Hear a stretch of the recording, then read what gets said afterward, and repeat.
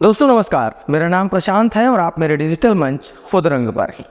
राजस्थान में इसी साल विधानसभा के चुनाव होने वाले हैं, यानी कि आने वाले 2 से 3 महीने में ही।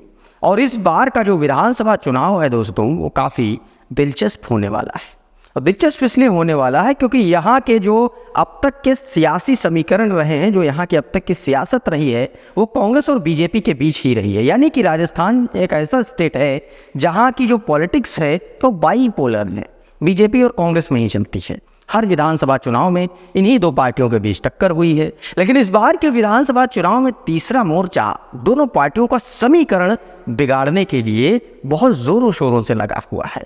बीजेपी और कांग्रेस को घेरने के लिए तीसरा मोर्चा मैदान में अब उतर भी चुका है। मायावती की बहुजन समाज पार्टी, राष्ट्रीय लोकतांत्रिक पार्टी और आम आदमी पार्टी ने पूरे राजस्थान भर में रैलियां करनी शुरू कर दी हैं, वो भी चुनाव से महज 2 से 3 महीने पहले।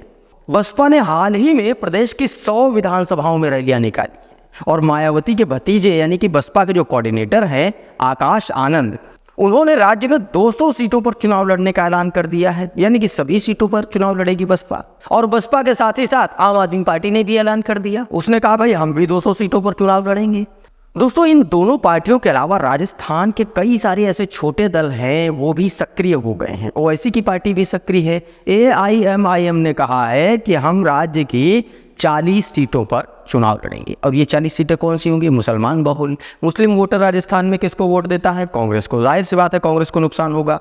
और ओवैसी की पार्टी राजस्थान की एक पार्टी है BTP, यानी कि भारतीय ट्राइबल पार्टी है, उसके साथ गठबंधन के साथ ये चुनाव लड़ेंगे। अब BTP का जो दोस्तों बाहुल्य है, जो उसका प्रभाव है, वो आदिवासी क्षेत्रों पर है, क्योंकि ट्राइबल पार्टी आदिवासियों की पार्टी है और राजस्थान में अच्छी खासी तादाद में आदिवासी हैं भी। ऐसे में अब सवाल यह है कि तीसरे मोर्चे के एक्टिव होने से विधानसभा चुनाव में कितना असर पड़ेगा।